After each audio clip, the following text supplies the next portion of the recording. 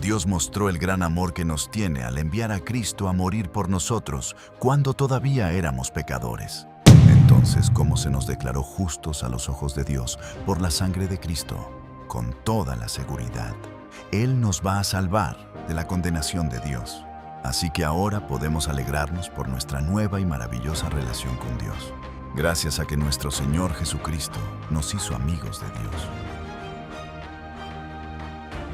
Hoy comenzamos con este estudio, escucha, profundo y teológico de la carta a los romanos. Alguien dijo que la carta a los romanos es se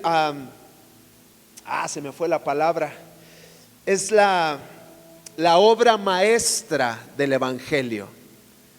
¿Por qué? Porque la carta a los romanos encierra absolutamente todo lo que es Dios, su gracia, la justificación que Él nos provee por medio de Cristo, la salvación por fe, lo que es Cristo, el sacrificio de Jesús, lo que somos nosotros delante de Dios, lo que somos como pecadores, lo que somos como hijos de Dios, etcétera, etcétera. Si solamente existiera, aparte de los evangelios, la carta a los romanos, el evangelio está completito. Toda la carta a los romanos encierra las verdades del evangelio. Pero para poder entender a cabalidad y profundamente la carta a los romanos, es necesario, y esta primera reunión, yo quiero que demos una introducción a lo que es la carta a los romanos. Para poder entender esta carta y este mensaje es necesario entender el contexto cultural, el contexto religioso, el contexto temporal, el contexto incluso filosófico de la época, el por qué se escribió, a quién se escribió, qué quiso decir Pablo. O sea, vamos a meternos profundamente en la palabra para poder entender. Así que hoy, si estás tomando apuntes, apúntale ahí: introducción a la carta a los romanos, ¿vale? Algunos estudiosos han dicho acerca de Romanos que es la constitución del cristianismo, y esto a mí me hace mucho ruido, porque justamente es eso. Hay otros estudiosos que han denominado la carta a los romanos como un manifiesto del evangelio, la joya de las cartas paulinas, como te mencioné al principio, la obra maestra del evangelio. Por eso creo que Dios guió mi vida para que hoy empecemos a estudiar esta carta. Todo lo que estos estudiosos sacaron como conclusión, créeme, no es ninguna exageración. Yo creo que si los 4 evangelios donde habla de la vida y obra de Jesús cuenta esa historia, la carta a los romanos nos explica el significado eterno de la vida y obra de Jesús, ¿vale? Los evangelios responden ¿qué hizo Cristo? La carta a los romanos responde ¿qué consiguió Cristo con lo que Él hizo? Así que, ¿estás listo? ¿Estás lista? ¿Sí? ¿Nuevamente estás emocionado? ¿Contento? Muy bien, muy bien, muy bien. Vamos a ver el contexto histórico de la carta a los romanos. Es el año aproximadamente entre el 57 y 58 después de Cristo, ¿vale? Pablo se encuentra en Corinto, en Grecia, en su tercer viaje misionero, y es cuando Pablo comienza a escribir la carta a los romanos. Y hay algo muy interesante: la iglesia en Roma no la fundó Pablo. La iglesia en Roma, de hecho, y ahorita lo vamos a ver más adelante, Pablo ni siquiera conocía la iglesia en Roma. Pero Pablo conoce lo que está sucediendo, y entonces el Espíritu Santo lo guía y lo inspira para escribir esta carta, ¿vale? Está Pablo en su tercer viaje misionero, y esto lo podemos corroborar con Hechos capítulo 20. Ahí narra todo lo que está haciendo Pablo cuando comienza a escribir la carta a los romanos. Pablo a este punto lleva aproximadamente 20 años ya predicando a Cristo. Por lo tanto, la vida de Pablo, las enseñanzas de Pablo, lo que Pablo ha recibido, lo que ha padecido, han traído una madurez a la vida de Pablo, ¿vale?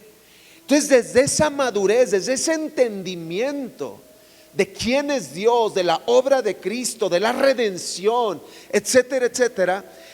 Y ahorita esto te va a sorprender. Entonces Pablo comienza a escribir esta carta. Pablo, en estos 20 años que lleva predicando, Pablo ha visto iglesias nacer, ¿vale? Pablo ha fundado iglesias. Pablo ha sufrido persecución, ha sido encarcelado ya. Ha debatido así de frente con los mejores filósofos de la época, ¿vale? Ha predicado no solamente a judíos, sino principalmente, que era su llamado principal, alcanzar a los gentiles. ¿Quiénes eran los gentiles? Alguien que me diga. Nosotros, todos los que no son judíos se consideran gentiles. Entonces Pablo no solamente fue llamado a alcanzar a los judíos, sino principalmente a los gentiles, a todos nosotros, a todos los que no somos judíos, ¿vale? Entonces, como te acabo de decir, su pensamiento teológico ya es muy maduro, alcanzó una gran madurez en Pablo, ¿vale? ¿Por qué Pablo entonces escribe esta carta? Ahí te va. Las demás cartas de Pablo, vamos a poner ejemplos: Gálatas, Corintios, Filipenses, Tesalonicenses, que eventualmente las vamos a estudiar, pero nos podremos dar cuenta que Pablo escribe estas cartas para corregir algo en la iglesia, ¿vale? Por ejemplo, la carta a los Gálatas responde al legalismo que la iglesia en Galacia estaba experimentando. Eran legalistas. La carta o las dos cartas a Corintios responden al desorden que había en la iglesia. Desorden de todo tipo: sexual, ministerial. La gente abusaba o pretendía abusar de los dones del Espíritu Santo. Entonces, hay algunas cartas en las que Pablo las escribe para corregir algo, no la carta a los romanos. Nuevamente, la carta a los romanos no está apagando incendios, no está corrigiendo actitudes negativas. Pablo está estableciendo fundamentos, ¿vale? La carta a los romanos es para establecer esos fundamentos que al día de hoy seguimos llevando a cabo. ¿Estamos bien hasta aquí? ¿Sí, familia? Muy bien. ¿Qué está sucediendo en el contexto histórico? ¿Qué está sucediendo en Roma? ¿Por qué escribe a los cristianos en Roma? ¿Qué es Roma en ese momento? Ahí te va. Roma es el centro de todo. Roma es el centro del mundo. Roma es el centro político, religioso, filosófico. Roma, recordando que es la capital del imperio romano. ¿Has escuchado la frase, todos los caminos llevan a Roma? Bueno, ahí está, era una realidad. Todo llegaba a Roma y todo salía de Roma. Entonces, yo quiero que entendamos esto. Pablo, guiado por el Espíritu, obviamente, tiene esta necesidad de seguir predicando a Cristo, predicando y haciendo que el Evangelio se esparza, y Roma es clave para esto. Nuevamente, todo llega a Roma y todo sale de Roma. ¿Estamos bien hasta aquí? Muy bien. Roma era la capital del mundo. Todo gira alrededor de Roma. Roma era el centro del mundo, políticamente, militarmente, económicamente, culturalmente, religiosamente. Todo se distribuía hacia el resto del mundo conocido, obviamente, hasta ese entonces, pero todo se distribuía a través o a partir de Roma. Si Pablo no fundó la iglesia en Roma, si Pablo ni siquiera conocía la iglesia en Roma, y hasta el día de hoy nadie sabe quién fundó la iglesia en Roma, pero podemos llegar a una conclusión. Hechos capítulo 2, Pedro predica lleno del Espíritu Santo, ¿recuerdas? Después de Pentecostés, Pedro empieza a predicar lleno del Espíritu, lleno de fuego en Jerusalén, y dice la palabra de Dios, dice Hechos, que 3,000 personas se convierten gracias a la predicación de Pedro. ¿Sí? En esos días en Jerusalén había muchos peregrinos de muchos lados. ¿Te acuerdas que dice el libro de los Hechos que empezaron a hablar en otras lenguas? Ok. Había muchos peregrinos en Jerusalén, incluso se ha llegado a estudiar, ya llegar a la conclusión que muchos de estos peregrinos eran peregrinos de Roma. Pedro predica, reciben el mensaje, reciben el evangelio, y ahí te va. No fue Pablo quien fundó la iglesia en Roma, no fue ningún apóstol que fundó la iglesia en Roma. Escucha esto, se ha llegado a la conclusión que fueron los mismos creyentes que regresaron a Roma después de escuchar el mensaje, y ellos mismos comenzaron la iglesia en Roma. Comenzaron a predicar, comenzaron a esparcir el evangelio. Qué maravilloso, ¿verdad? Y esto, hago un paréntesis, nos hace saber que tú y yo somos importantes para Dios, para esparcir el evangelio. A través de tu vida y mi vida, Cristo será anunciado a otras personas. ¿Sí? No es función solamente de unos cuantos, no es función solamente de los pastores o de los evangelistas que andan predicando, no, es una responsabilidad que todos tenemos. Qué curioso que los mismos creyentes, habiendo recibido el mensaje en Jerusalén, entonces regresaron a Roma, y ellos mismos fueron los que empezaron a establecer la iglesia. ¿Estamos bien hasta aquí, familia? Muy bien. Pablo no estaba buscando prestigio para sí mismo. No, pues ya soy conocido en muchos lados, también quiero llegar al centro del mundo. No era por una cuestión egocéntrica, una cuestión de quiero tener más influencia. No, era por una razón. ¿Cuál era esta razón? Dar a conocer a Cristo. ¿Vale? Entonces, si el evangelio llegaba a Roma, el evangelio tal cual era, entonces Pablo sabía que el evangelio, escucha, iba a llegar a todas las naciones. ¿Sí, familia? Entonces, vamos a ver.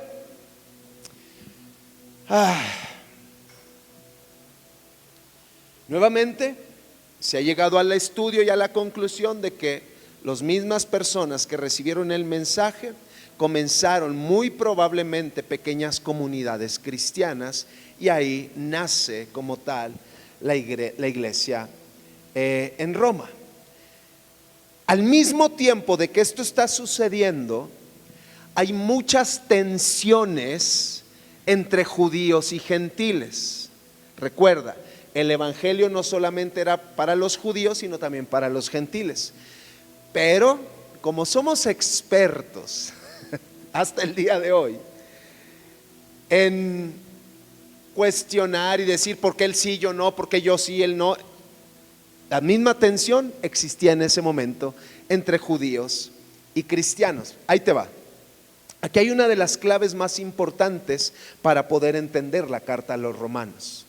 Durante muchos años, la iglesia de Cristo estuvo formada principalmente por judíos, recordando que Jesús llegó primero a los judíos. Los apóstoles alcanzaron a los judíos, es decir, por mucho tiempo la iglesia estuvo constituida solamente por judíos. Pero entonces ocurrió algo, ¿vale? En el año 49 después de Cristo, el emperador Claudio expulsó a los judíos de Roma. No los quería. Aquí ya no quiero más judíos, órale. Los corrió, los expulsó en el año 49 el emperador Claudio. Obviamente esto afectó a los cristianos judíos. Por supuesto, al ser expulsados, al ser desterrados, ellos seguían en su fe. Lo que el emperador no tenía en cuenta es que la fe cristiana ya había llegado a Roma, ¿sí? Entonces, al no haber judíos, ahora ¿quién empezó a convertirse? Los gentiles. Los gentiles. Ahora, ¿qué sucede? Ahí te va.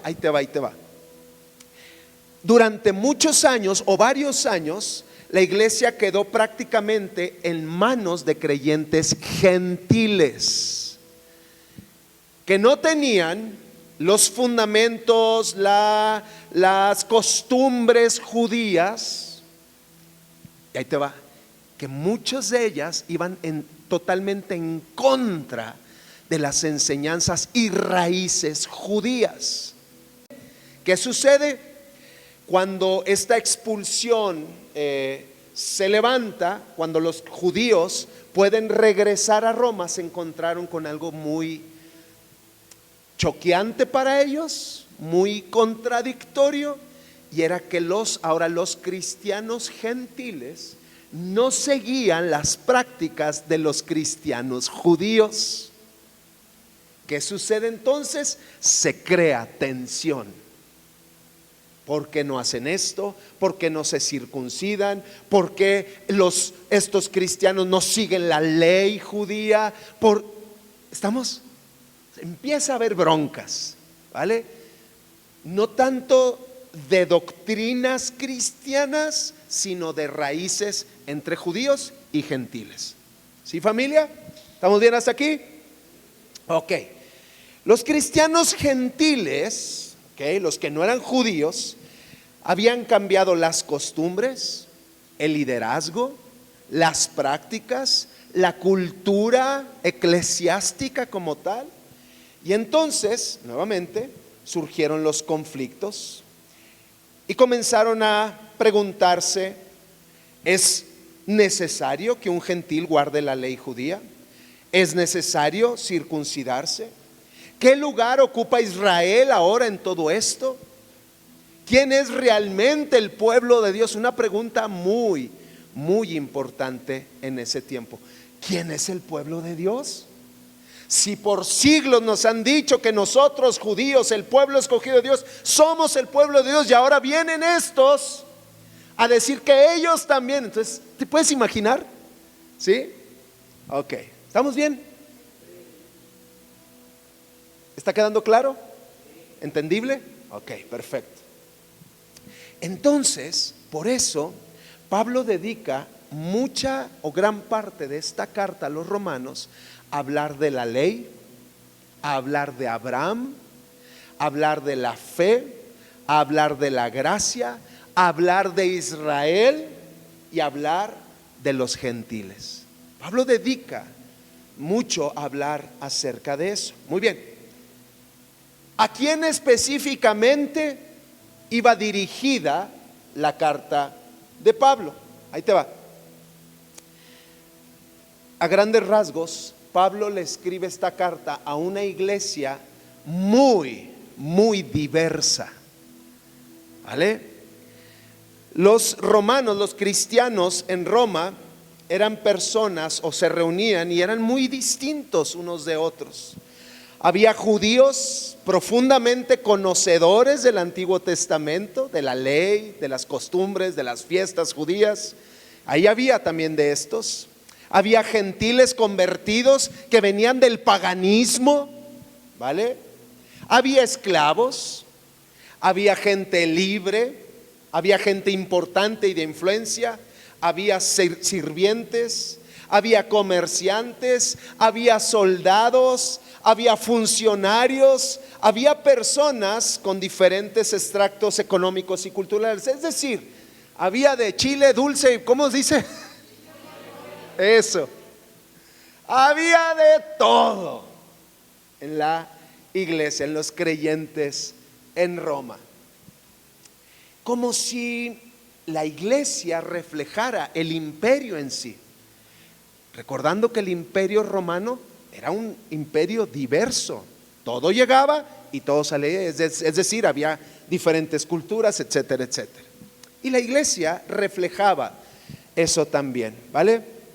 Por eso la iglesia necesitaba entender algo muy importante, y es que todos, no importaba las costumbres, las raíces, etcétera, todos estaban unidos únicamente por Cristo. La iglesia y los cristianos necesitaban entender que más allá de sus costumbres, prácticas religiosas, políticas, etcétera, lo que los unía era Cristo. Tal como hoy necesitamos entenderlo. Venimos de diferentes iglesias, diferentes enseñanzas, pero lo que nos une, familia, es Cristo. Diferentes países, mira como Brigitte. Pero lo que nos une es Cristo hasta el día de hoy. ¿Sí, familia? Ok. Entonces, ya sabemos en qué contexto se escribe. Ya sabemos. ¿Le puedes bajar tantito a la música, por favor? Muchas gracias, mijo. Bájale. Eso. Yo creo que casi todo, que se escuche apenas. Muchas gracias. Ya sabemos en qué contexto, en qué tiempo, qué estaba sucediendo, a quién le escribe. ¿Sí, familia? ¿Estamos bien? Ahora, ¿cuál es el propósito de la carta? ¿Cuál es el propósito por el que Pablo escribe todo esto? Hay varios propósitos al mismo tiempo. Vamos a ver uno por uno. Número uno, presentar el evangelio de forma sistemática, ¿vale? El evangelio tal cual es. En pocas palabras, ¿cuál es el evangelio? ¿Qué es el evangelio? Alguien que me diga. A ver. Sí, pero ¿en qué consisten las buenas nuevas? El hombre está perdido, viene Cristo, da su vida y nosotros ahora somos salvos. Eso es el evangelio en poquititas palabras, ¿vale? Entonces, que Cristo venció la muerte y que Cristo va a regresar. Exactamente, eso es el evangelio, ¿vale? Entonces, el propósito de que Pablo escriba esto es presentar ese evangelio para que no cupieran dudas o para que alguien no viniera y dijera otra cosa. Pablo presenta sistemáticamente lo que es el evangelio, ¿vale? En ninguna otra carta que escribió Pablo podemos ver cómo Pablo expone el evangelio con tanta profundidad, ¿vale? Más que aquí en la carta a los romanos. Pablo sencillamente no deja ninguna pregunta sin responder. Cualquier pregunta acerca del evangelio en la carta a los romanos es respondida, ¿vale? Pablo, vamos súper rápido. Pablo en esta carta habla del pecado, habla de la ley, habla de la gracia, habla de la fe, habla de la justificación, habla de la santificación, habla de la glorificación. Pablo habla de Israel, habla de la iglesia, habla de la vida cristiana, habla de nuestros deberes como cristianos, etcétera, etcétera. O sea, Pablo abarca absolutamente todo. Ese es el primer propósito. Segundo propósito, Pablo estaba pretendiendo llegar hasta el extremo del mundo conocido. Pablo estaba preparando su viaje a España para seguir predicando. Pablo desea llevar el evangelio a cada rincón del mundo conocido en ese entonces. Entonces Pablo desea que Roma sea, si lo podemos llamar así, como su base misionera, ¿sí? O sea, Pablo a partir de ahí desea llegar hasta cada rincón de esa tierra. Así que él espera que la iglesia en Roma lo apoye a alcanzar este propósito. ¿Sí, familia? ¿Sí? Propósito número 3. Pablo escribe la carta a los romanos porque esto era bien importante y era unificar la iglesia. Pablo deseaba fervientemente que judíos y gentiles conocieran y comprendieran esta verdad que es fundamental. Ninguno, ni judíos ni gentiles, tienen más privilegios delante de Dios. Todos, a los ojos de Dios, somos iguales, estamos parejos en el mismo nivel, ¿vale? ¿Por qué? ¿Por qué pasaba esto? ¿Por qué Pablo quería hacer esto? Porque normalmente los judíos sentían que ellos tenían más privilegios, más derechos, ¿sí? Porque eran el pueblo escogido de Dios. Pero entonces Pablo dice, no, la iglesia necesita ser unificada, ¿vale? Entender esto, ¿no? Y esos son los tres principales propósitos por los cuales Pablo escribe esta carta. Ahora, quiero que veamos algo muy interesante. No vamos a entrar ya de lleno a Romanos 1, que por cierto, cabe destacar que vamos a estar viendo cada semana un capítulo. Vamos a sacar las verdades más importantes, o sea, no vamos a perder nada, pero vamos a sacar las verdades más importantes de cada capítulo, entendiendo desde la exégesis, desde la hermenéutica, todo lo que quiso decir, por qué lo dijo, a quién lo dijo, etcétera, etcétera. ¿Sí? ¿Sí, familia? No vamos a entrar ahorita, pero quiero que veamos algo muy interesante. En el capítulo 1, versículo 1, Pablo está saludando y dice algo muy interesante. Comienza diciendo: Pablo, siervo de Jesucristo, ¿vale? Así empieza. Yo, Pablo, siervo de Jesucristo. En esta versión, la Nueva Traducción Viviente, me encanta porque lo cambia un poquito y nos hace entender la profundidad o el por qué Pablo se refiere como siervo. Hoy por hoy, entendemos la palabra siervo como, mira, es un servidor, mira, le gusta servir. Pero la profundidad de esta palabra es mucho más, valga la redundancia, mucho más profunda. En esta versión Pablo dice: yo, Pablo, esclavo de Jesucristo. En el contexto cultural de la época, recordemos que había muchas personas que tenían esclavos. O sea, la esclavitud era algo perfectamente normal, ¿vale? ¿Qué representaba? Contéstamelo tú. ¿Qué representa un esclavo? Dedicarse 100%. ¿Qué más? Ser propiedad. No tienen derechos. Soy totalmente y exclusivamente propiedad de una persona. ¿Qué está diciendo Pablo? Yo, Pablo, propiedad de Cristo. O sea, no vengo a hablar algo que nació de mi ronco pecho, no, vengo a hablar lo que Jesucristo, mi dueño, mi Señor, me está diciendo que les diga. Si Pablo incluye esta palabrita, era para que los romanos entendieran muy bien. Caray, Pablo, los cristianos iban a leer esta carta cuando llegara, obviamente, van a decir: él es esclavo, o sea, se debe, le pertenece a Jesús. Y ellos iban a entender perfectamente a qué se refería. ¿Estamos? ¿Sí, familia? Ok. La palabra griega para esclavo o siervo es la palabra griega doulos, ¿vale? Doulos. Y quiere decir, o se traduce como siervo. Pero, nuevamente, siervo era un esclavo, alguien cuya vida pertenecía por completo a otro. Ahora, ¿por qué Pablo comienza así? Él pudo haber dicho apóstol de Jesucristo. Él pudo haber dicho mensajero de Jesucristo. ¿Ah, que sí? Pero él dice esclavo. ¿Por qué?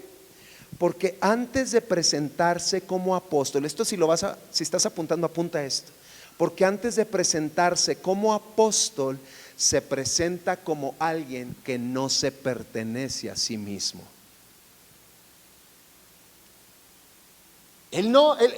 ¿podía presentarse como apóstol? Por supuesto, lo era. ¿Estás de acuerdo? Podía presentarse como un gran conocedor, podía presentarse como un representante, por supuesto, lo era. Sin embargo, él decide presentarse como un esclavo. No me pertenezco yo. ¿Te acuerdas de Gálatas 2:20? ¿Qué dice Gálatas 2:20? Ya no vivo yo. O sea, lo que yo era, ya quedó atrás. Ahora Cristo vive en mí. Entonces, Pablo entendía perfectamente bien este concepto. Ahora, toda la carta a los romanos nace de esa identidad, así como Pablo se presenta. Toda la carta tiene que ver como eso. Pablo no habla como un filósofo, Pablo no habla como un rabino, y lo era. Pablo no habla como un gran fariseo, que lo era. Pablo no habla como un gran judío, no. Pablo habla como un hombre rendido por completo a Cristo. Y el mensaje entonces llega mucho más fácil. Ahora, después de decir, yo, Pablo, esclavo de Jesucristo, ahora sí, dice, llamado a ser apóstol. Pablo continúa y dice eso. Y esta palabra apóstol es la palabra griega apóstolos, ¿vale? Y significa uno enviado con autoridad, ¿vale? La palabra griega apóstolos es alguien que ha sido enviado, pero lleva autoridad. No solamente ha sido enviado, sino lleva la autoridad, ¿vale? ¿Sí, familia? ¿Estamos bien? Ok. Entonces, Pablo primero se presenta como esclavo, pero entonces deja claro que él es un representante. Deja claro que él ha sido enviado y que tiene autoridad para lo que va a decir, ¿vale? No era simplemente un mensajero, era un representante oficial que hablaba el nombre de quien lo enviaba. Es decir, ¿de quién? De Cristo, ¿verdad? ¿Sí, familia? Ok. Por eso tú ves la carta a los romanos y la vamos a ir leyendo y la vamos a ir, ¿cómo se dice? Desmenuzando, gracias. Iba a decir cuando haces algo con el pollo, pues desmenuzar, ¿verdad? Ok. Por eso vamos a ir viendo que Pablo en toda la carta a los romanos habla con mucha autoridad. Habla con autoridad, con la autoridad que le es dada por Cristo, ¿vale? Pablo no está ofreciendo opiniones, no es una sugerencia, no es una opinión, no es lo que yo creo. No, esto es algo con autoridad. Está comunicando, familia, un mensaje directamente de Dios. ¿Sí, familia? Qué maravilloso conocer los contextos, ¿verdad? Porque entonces nos da un panorama completamente diferente. Podemos leerlo ya con, mira, por eso, wow. No, aquí Pablo sí dice, ¿verdad? O sea, ¿sí, familia? Y entonces dice, yo, Pablo, esclavo de Jesucristo, llamado a ser apóstol, y luego continúa y dice, apartado para el evangelio de Dios. Y esta palabrita nos ayuda a entender perfectamente, escúchame, porque no solamente Pablo era apartado, tú y yo somos apartados. ¿Qué es la palabra apartado? Ahí te va. La palabra apartado es la palabra griega aforizo. Aforizo con PH, no con F. A-P-H-O-R-I-Z-O. Aforizo. Y quiere decir separado para un propósito específico. ¿Vale? Separado para un propósito específico. Entonces aquí Pablo solamente en su saludo ya está diciendo todo, ¿vale? Soy esclavo, no me pertenezco a mí mismo, pero tengo autoridad y soy representante y tengo una misión específica. ¿Sí, familia? ¿Sí? Podemos ver aquí que es muy interesante que los fariseos, escucha, estos fariseos que tanto pensamos mal de ellos, ¿vale? Pero los fariseos, es la misma raíz de la palabra. Los fariseos también eran apartados, ¿sí? Pero ahí te va la gran diferencia. Los fariseos se apartaban de los pecadores, de aquellos que no compartían su fe. Pablo usa la misma palabra, apartado, pero Pablo no es apartado de los pecadores. Pablo es apartado para los pecadores. Maravilloso. ¿Sí, familia? Yo estoy muy emocionado y parece que tú no. Ya le voy a bajar a la emoción. Hermanos queridos, voy muy rápido. No, ustedes escriben lento. ¿No saben taquigrafía? Ya la taquigrafía ya para allá nadie la usa, ¿verdad que no? Bueno, tu mamá sí. ¿Sabes escribir taquigrafía, Milla? Wow. Yo en tercero de secundaria me enseñaron taquigrafía. Y lo único que me acuerdo es mi nombre, nada más. Ok, no se distraen. Ya ven cómo me distraen. Ahí va. Entonces, los fariseos estaban separados de los pecadores. Pablo estaba separado para los pecadores. ¿Vale? Qué maravilloso. En la misma idea, la misma palabra, el mismo concepto de separación, pero con propósitos completamente distintos. ¿Vale? Y eso nos tiene que llevar a entender lo que sucede, lo que provoca un encuentro con Cristo. Un encuentro real con Cristo. Nos separa para un propósito específico, y el propósito es seguir anunciando a Jesús. Pablo, en todas sus cartas, él menciona que él es fariseo de fariseos, judío de judíos. O sea, él sabía la ley. Él mataba cristianos. Era un perseguidor. Tiene un encuentro con Cristo. Sigue siendo separado, pero ahora el propósito cambió. ¿Sí, familia? ¿Sí? Muy bien. Ok. Debemos entender desde un contexto, ahora nos cambiamos un poquito, y entender desde un contexto político-religioso, que en ese entonces en Roma estaba muy unido, ¿vale? La política y la religión. Te voy a decir por qué.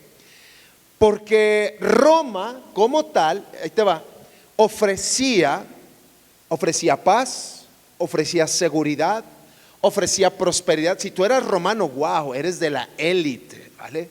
Ofrecía justicia, ofrecía ciudadanía, ¿vale? Todo lo bueno que ofrecía Roma provenía de una figura. ¿Alguien sabe quién es esta figura? Del César, ¿vale?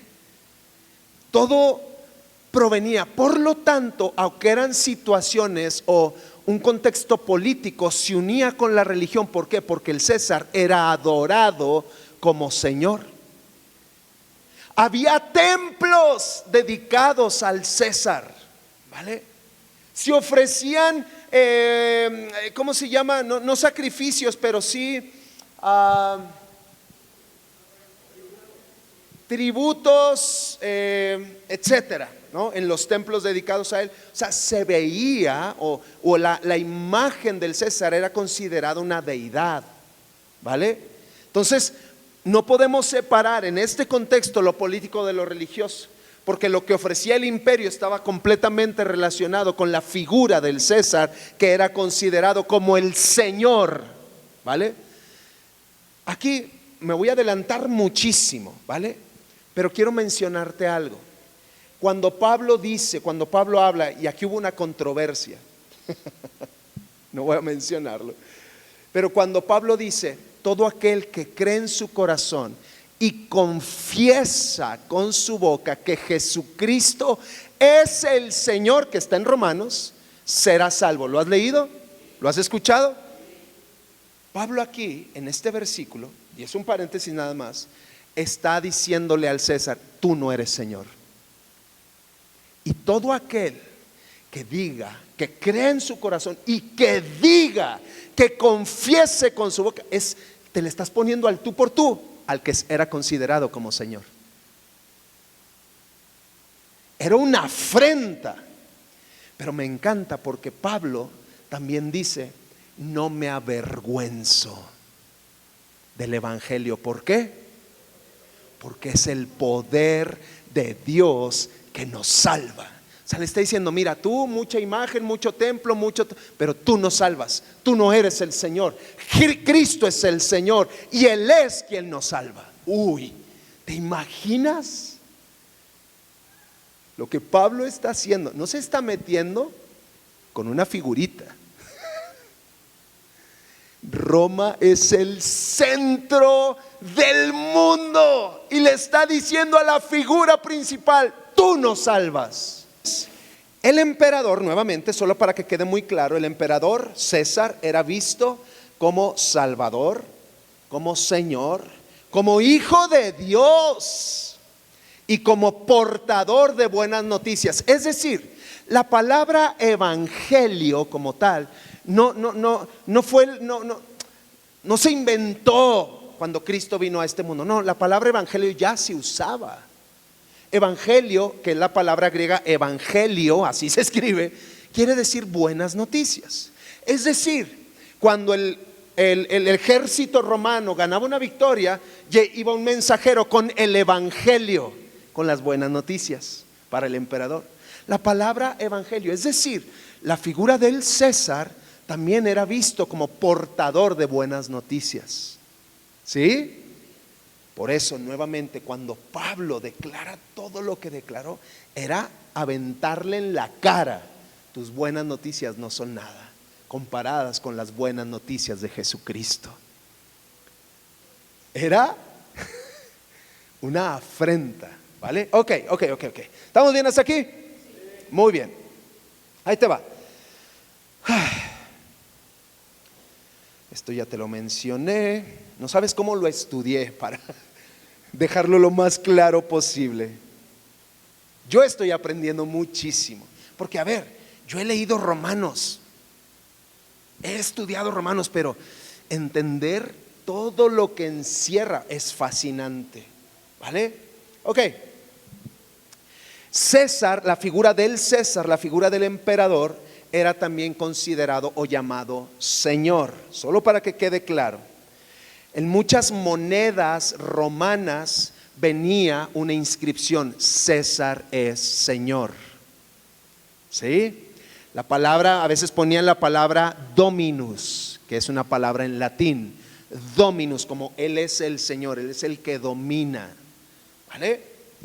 Por eso, cuando los cristianos de la época decían Jesús es el Señor, le estabas dando una bofetada a lo que se creía. ¿Sí, familia? No solamente los cristianos de la época, cuando decían Jesús es Señor, no estaban pronunciando algo tan bonito como ahora lo decimos, algo muy espiritual. No. Le estaban haciendo una declaración política y estaban demostrando su verdadera lealtad a otro rey que no era el César. ¿Sí, familia? Por eso el cristianismo en la época fue considerado peligroso. Por eso en el año 70 empezó la persecución a los cristianos. ¿Por qué? Porque era algo peligroso, porque era algo que iba contrario, porque estaban creciendo tan rápido que el imperio dijo: estos carnales nos van a derrocar. ¿Sí, familia? En ese entonces había consecuencias y ponías en peligro y en riesgo no tu estatus, no que te dijera este está loco, no, tu vida. La vida corría peligro por hacer estas declaraciones. ¿Sí, familia? No nos vamos a adelantar, pero fue en el año 70 o a partir del año 70. Acaban de asesinar a 22 cristianos Ajá, exactamente.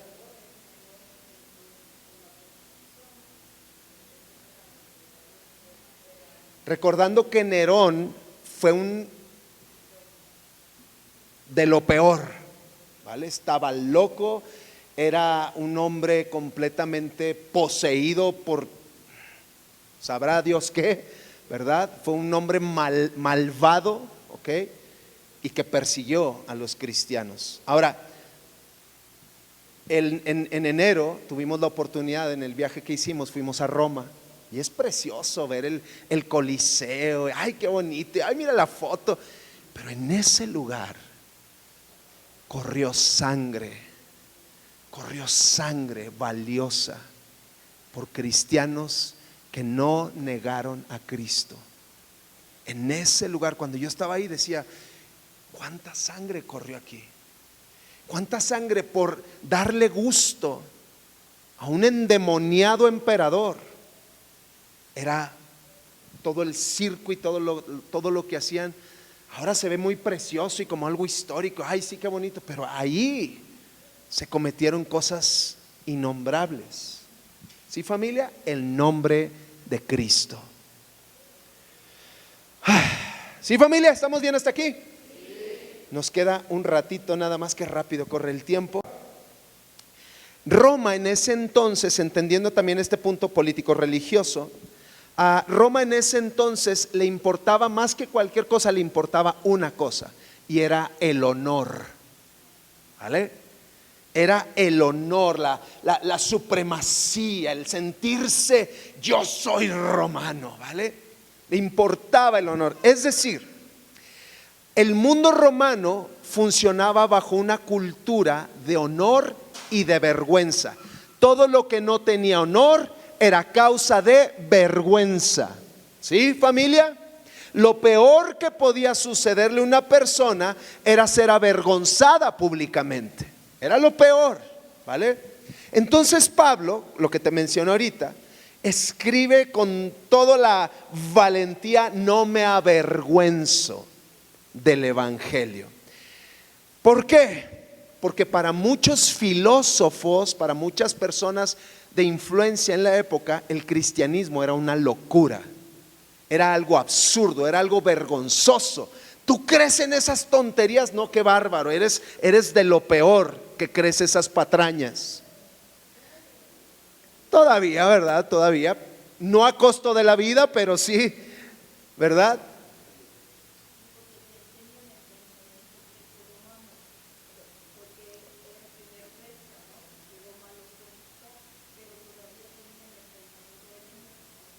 Helenístico, filosófico, el estoicismo gobernaba. No sé si ahora has visto, pero ahora anda muy de moda el estoicismo. ¿Qué es básicamente el estoicismo? El hombre se puede cambiar a sí mismo. Y sabemos que no. Tú puedes ser estoico y tú puedes manejar tu mente y cambiarte a ti mismo y cambiar tu entorno eso habla el estoicismo, en pocas palabras. Pero entonces Pablo dice: no me avergüenzo, aunque para muchos es causa de vergüenza, no me avergüenzo del evangelio. ¿Por qué? Porque es poder de Dios para salvación. Es decir, tu estoicismo no te va a cambiar, no te va a salvar. Suena muy precioso y muy bonito, pero yo no me avergüenzo de lo que tú dices que es una vergüenza, porque yo sé que es el poder de Dios para salvar a la humanidad. Estaba diciendo, el estoicismo no funciona. El estoicismo no salva. El estoicismo no transforma. El estoicismo no restaura una vida. Cristo sí.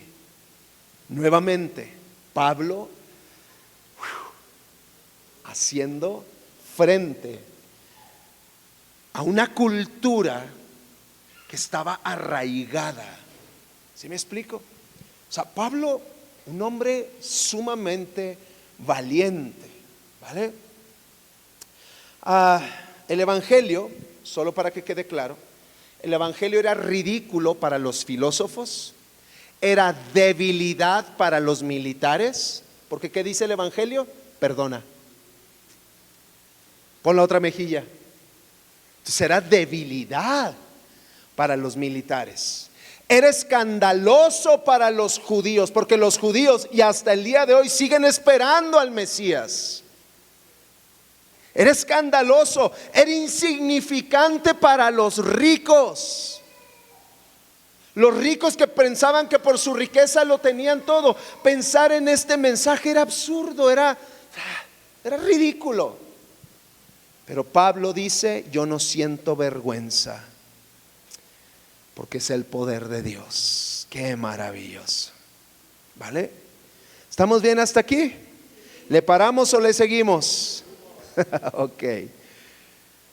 Aparte de esto, aparte de que lo más ellos valoraban era el honor, había en esa época en Roma, había una gran desigualdad social. O sea, estaba súper marcado los de arriba y los de abajo.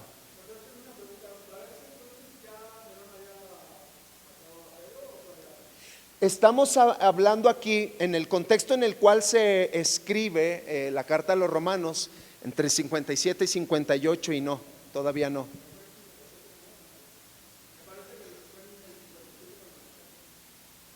No estoy seguro y te lo voy a investigar, ¿vale? Te lo voy a investigar. Ok, la desigualdad social, ok.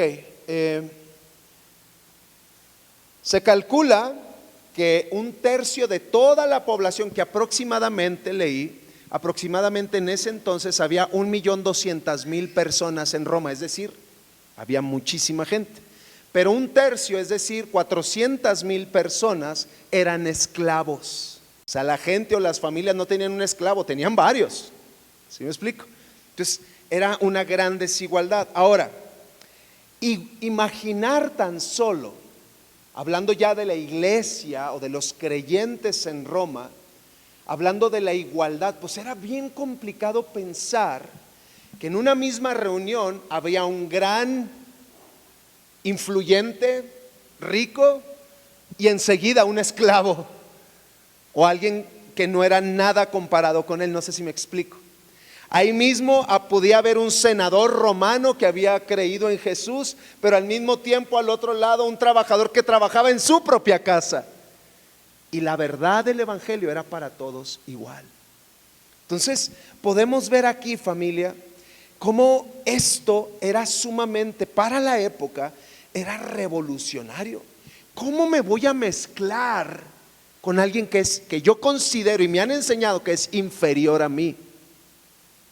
Que no tiene la misma capacidad, el mismo conocimiento, la misma preparación, ¿cómo? Era revolucionario, ¿verdad? Entonces, que hasta cierto punto creo que eso sigue hasta el día de hoy, ¿verdad? Ay, no, ¿cómo voy a juntar con alguien que vive, no sé, ¿verdad? Se me ocurre porque se me hace muy chistoso el nombre. Alguien que vive en San Vicente, Chicoloapan. Si yo vivo en Santa Fe, ¿verdad? Escúchame. Hay muchos que piensan hoy así, cuando el evangelio no hace distinción ni de personas, ni de clases sociales, ni de nada. El evangelio de Jesucristo es para todos por igual. ¿Por qué? ¿Por qué el evangelio es para todos por igual? ¿Por qué? Porque Cristo murió por todos, pero más allá, ¿por qué?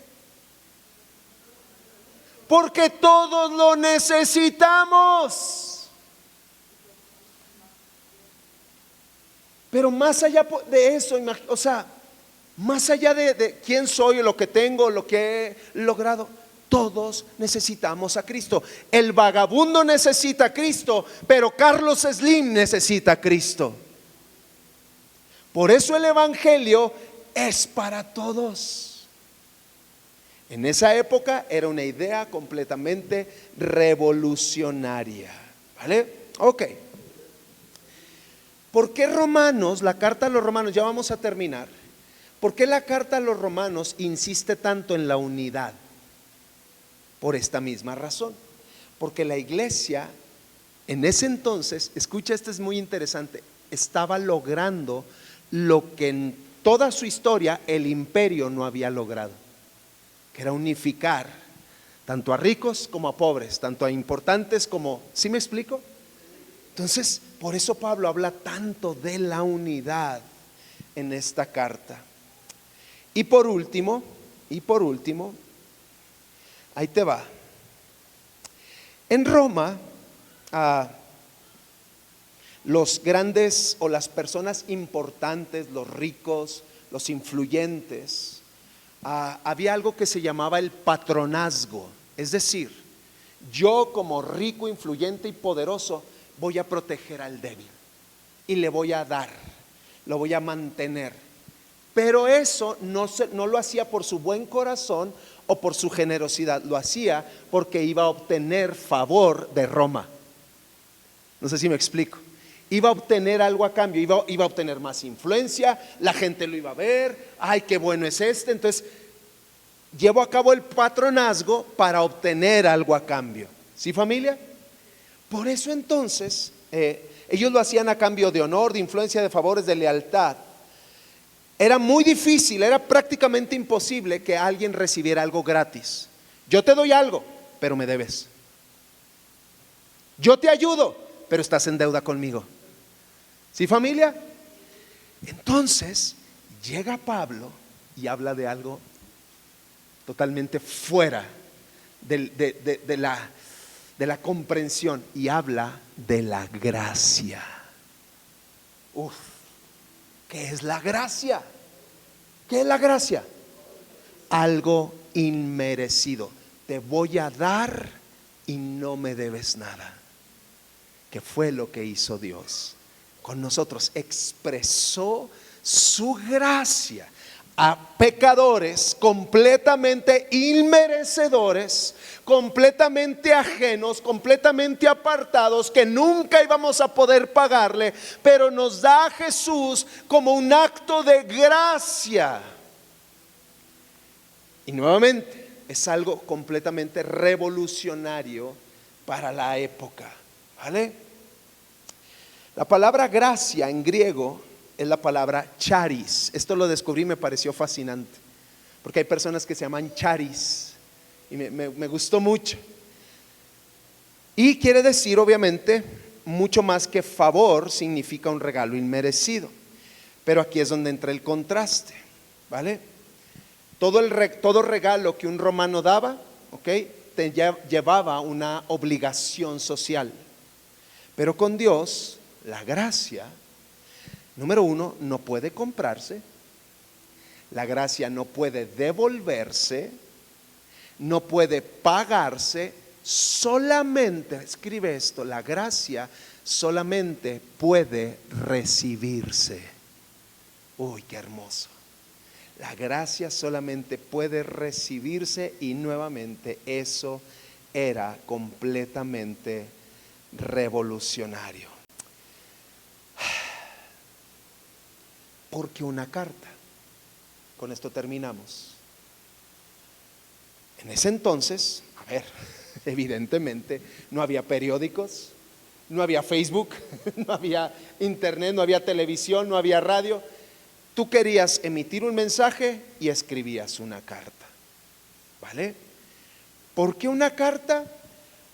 Al no haber libros impresos, al no haber nada con lo que pudieras comunicar algo, cuando llegaba, escucha, hablando de los cristianos, de los creyentes, cuando llegaba una carta apostólica, era algo que los emocionaba.